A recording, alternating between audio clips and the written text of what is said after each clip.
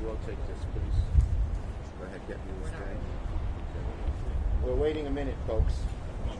How are you doing, Senator? I'm doing good. Whoa. Let me sit my jacket up. Zip it up or down?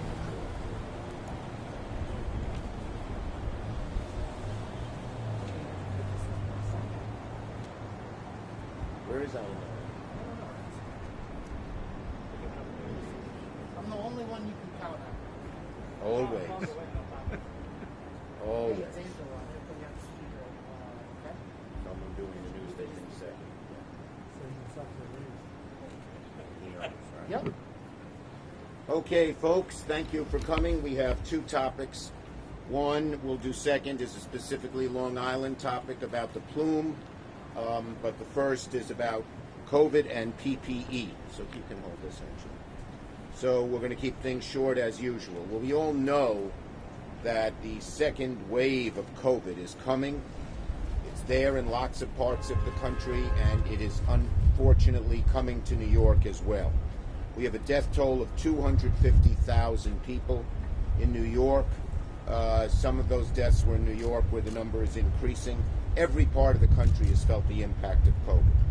We have now in New York a 7-month high for COVID cases.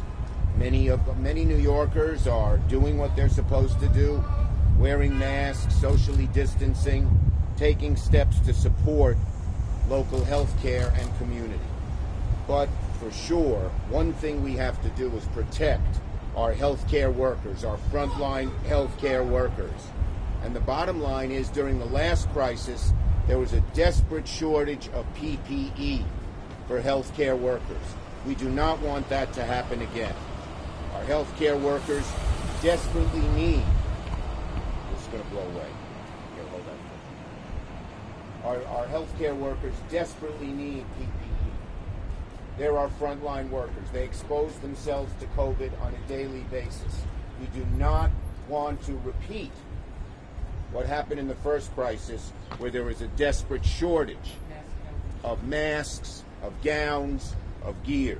We remember when people made masks out of scarves and out of, makeshift things. We do not want that to happen again. And that's why we're here today, to avoid that type of crisis. Now, the bottom line is the second wave to New York is coming, and there's a looming shortage of PPE, of masks and gowns and all the gear. So we need an expansive plan that helps docs, nurses, hospital workers, providers get the gear they need before the second wave hits us. Enough is enough. When we remember those early days of the crisis, PPE workers were forced to jury-rig masks and gloves out of spare pieces of clothing, out of string. That can't happen again. So today we are pushing a plan that we have just introduced in the Senate called the Protect Our Heroes Act, to ensure that those working on the healthcare front lines have the PPE they need. Right now they do, but as things get worse, they won't unless we do more. Okay, our bill authorizes $10 billion for the strategic national stockpile to purchase large amounts of N95 masks, of gloves, of gowns, of face shields, so that the stockpile has it in advance and it can be distributed immediately. You don't wait for the crisis to hit and then tell them to start making the stuff, because it often takes a while to make the stuff, especially because of supply line chains. If you're making a mask and a certain kind of bolt is not available, you're stuck. So that's why if we can have the strategic stockpile, have all of the stuff it needs now, we can avoid what happened before. Secondly, very important as well, we invoke the Defense Production Act, which would allow the federal government to commandeer factories and others to make these things. It was passed during Truman, during the Korean War. President Trump has not wanted to use it. Let him use it now. That's very, very important. And the Biden administration is already committed to using it. Sorry. The Biden administration's already committed to using it, but given the poor transition, they're not going to be there for 2 months. 2 months from yesterday till January 20th. So we're pleading with the Trump administration, invoke the Defense Production Act, and we're going to try to pass our legislation in the lame duck so that it's not up to the Trump administration, so that the stockpile gets filled, and so that the DPA is required to be used. Okay, we have many supporters, including the unions who represent the frontline workers, public health officials, governors, and others. So we must do this, and do this now. Nationally, according to CNN, the number of coronavirus cases surpassed 12 million on Saturday. There are shortages of PPE in the rest of the country that has COVID, that's gone through the second wave already. So they need this immediately. We don't need it today in New York, but we could need it in 2-3 weeks or a month. And we cannot wait. We do not want to repeat that. The Wall Street Journal reported that demand for N95 masks is way ahead of production. And the N95 mask is the safest mask you're going to have, and especially for our frontline workers. So that's why we need things so desperately. So again, this is the kind of thing. Sorry. These are the this is the kind of thing. These are the kinds of protective equipment that our workers need. They're risking their lives for us. We should make them as safe as possible. And I'm going to make one other comment about the transition.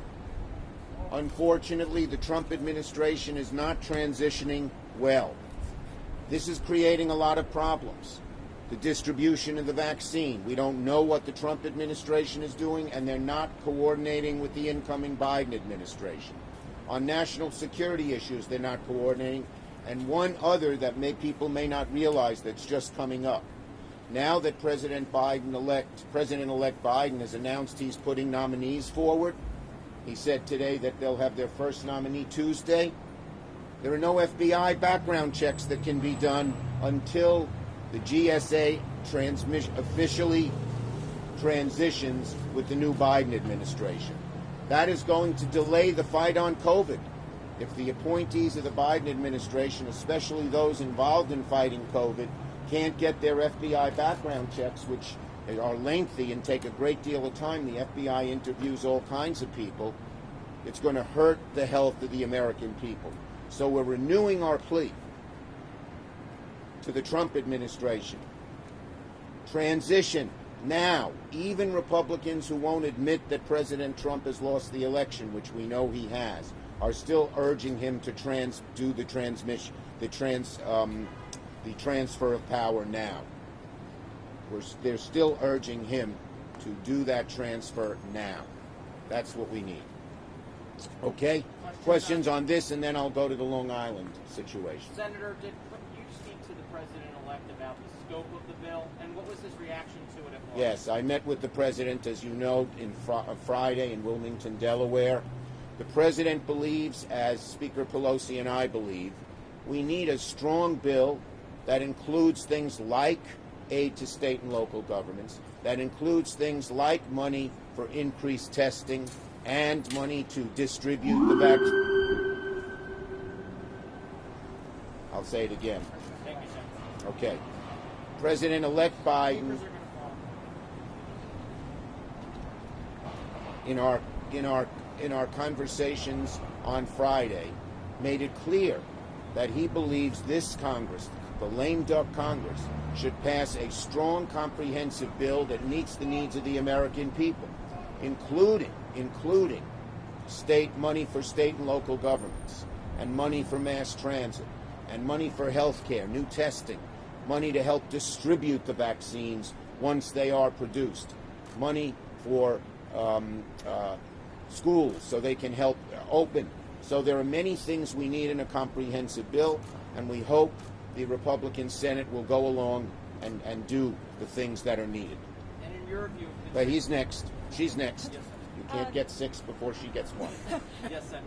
Speaking of cabinet nominees from the president-elect, are you concerned at all about senators being nominated and then having to backfill those? Look, I'm going to leave the choices up to the president and leave my conversations with him private.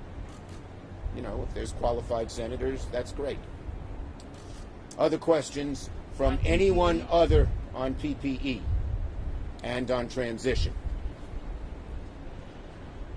Again, they've got to have a good transition, or it's going to hurt the health, slow down the distribution of vaccines, slow down the fight against COVID, because the FBI checks take a while and they cannot commence until the transition is officially begun.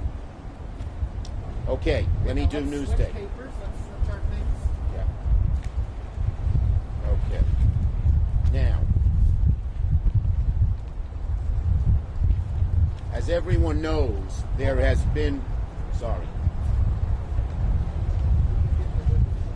Okay. Okay, as everyone knows, there has been a plume of toxic materials that has hurt over 300,000 Long Island residents and could hurt the water supply of many others. And we must do something about that plume. And for a decade, I've been pushing the Navy, which is responsible for this at the old Grumman plant in Bethpage, for putting these poisons in the water, and now they are spreading. So I just announced a game-changing course correction by the Navy as it relates to our work. The Navy has decided that they have a great degree of responsibility and will help pay for the cleanup. This says it all.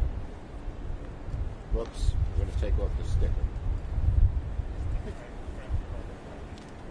I don't want to rip the paper. Here we go. Yes, I do. There we go. This says it all. This says it all. Navy to take action on plume. That is a great thing, that the Navy is finally stepping up to the plate. But today I have a new update on this news. And it involves the transition and President-elect Biden.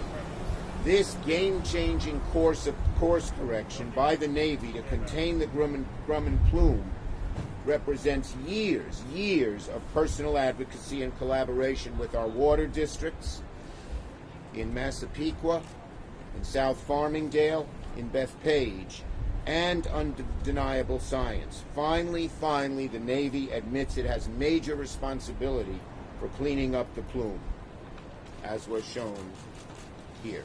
They admit their responsibility, as you can see. Okay.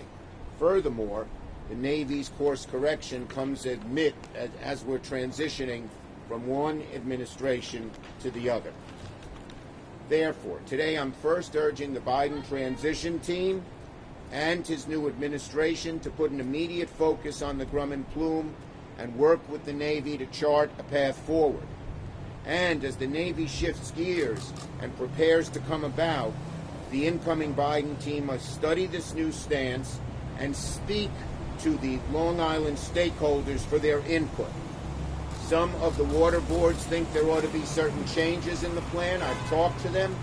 I agree, and I am urging the new incoming Biden administration to take into account the concerns of some of the water boards.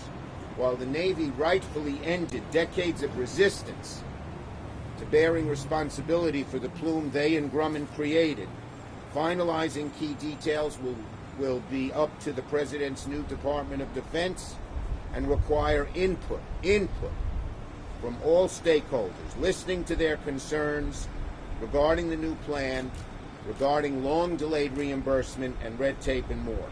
I have full confidence the Biden administration's ability to meet the mark here will occur, and that we can make all of the water boards happy with the plan. Okay? Questions on that subject? Have a nice day, everybody. Yes.